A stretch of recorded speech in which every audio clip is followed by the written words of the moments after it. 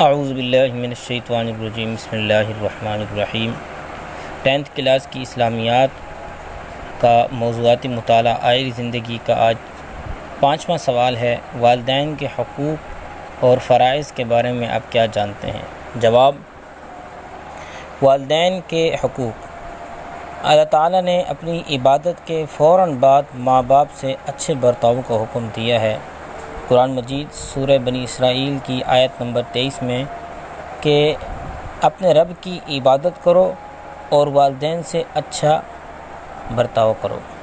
وَقَضَىٰ رَبُّكَ أَلَّا تَعْبُدُوا إِلَّا إِيَّاهُ وَبِالْوَالِدَيْنِ إِحْسَانًا، اس کا یہ ترجمہ ہے۔ پہلا حکم ہے والدین کا حکم ماننا۔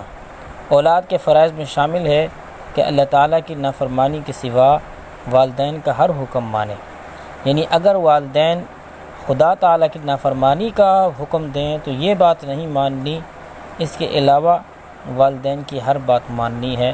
سورہ لقمان آیت نمبر 15۔ دوسرا جو والدین کا حق ہے وہ ہے رحمت اور محبت سے پیش آنا۔ قرآن مجید میں اللہ تعالیٰ نے سورہ بنی اسرائیل کی آیت نمبر 23 ہی میں ارشاد فرمایا کہ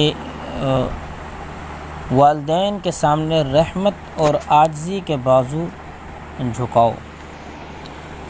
اگلا حق ہے نرم رویہ اختیار کرنا، تو اللہ تعالیٰ نے اسی آیت نمبر 23 ہی میں ارشاد فرمایا اف ولا تنہرہما وقل لہما قولا کریما، کہ والدین کو اف تک نہ کہو، ان کو مت جھڑکو بلکہ ان سے نرمی سے گفتگو کرو۔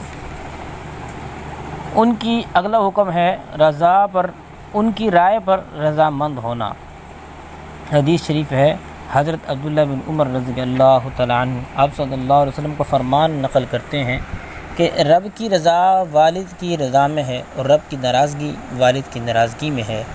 معارف الحدیث جلد نمبر 6 صفحہ نمبر 45۔ رضا الربی فی رضا الوالدی وسخط الربی فی سخط الوالد، اس کا یہی معنی ہے۔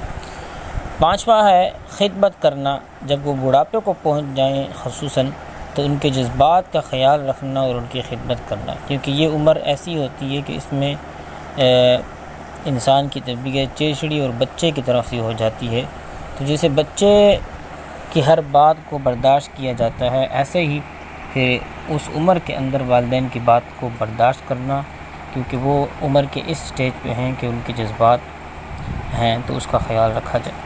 حدیث ہے کہ ابو ہریرہ رضی اللہ عنہ آپ کو فرمان نقل کرتے ہیں کہ وہ آدمی ذلیل ہو جائے جو والدین میں سے کسی ایک کو بڑھاپے میں پائے اور ان کی خدمت نہ کرے اور پھر جنت حاصل نہ کر سکے۔ اگلا حکم ہے مغفرت کی دعائیں کرنا، جب وہ وفات پا جائیں تو ان کے لیے مغفرت کی دعا کرنا۔ اور اگلا حکم ہے کہ جب وہ وفات پا جائیں یا زندگی کے اندر ہی ان کے قرضے ادا کرنے کی کوشش کرنا۔ اگلا حکم ہے ان کے رشتہ داروں کا خیال رکھنا، اور اگلا حکم ہے ان کے دوستوں کا اکرام کرنا۔ ابو سعید خدری رضی اللہ عنہ فرماتے ہیں کہ ایک بار ہم حضور صلی اللہ علیہ وسلم کی خدمت میں حاضر تھے کہ بنو سلمہ کا ایک شخص آیا اور پوچھا کہ میرے ماں باپ کے مجھ پر کچھ ایسے حق بھی ہیں جو ان کے مرنے کے بعد مجھ پر لازم ہوں، تو آپ صلی اللہ علیہ وسلم نے ارشاد فرمایا کہ جی ہاں، ان کے واسطے مغفرت کی دعا کرنا، ان کا کوئی عہد ہے تو اس کو پورا کرنا، ان کے رشتہ دار، ان کے رشتے ناطے کا لحاظ رکھنا اور ان کے دوستوں کا اکرام کرنا۔ معارف الحدیث جلد نمبر 6۔ اور اس کے ساتھ ہی یہ موضوعاتی مطالعہ ختم ہوا۔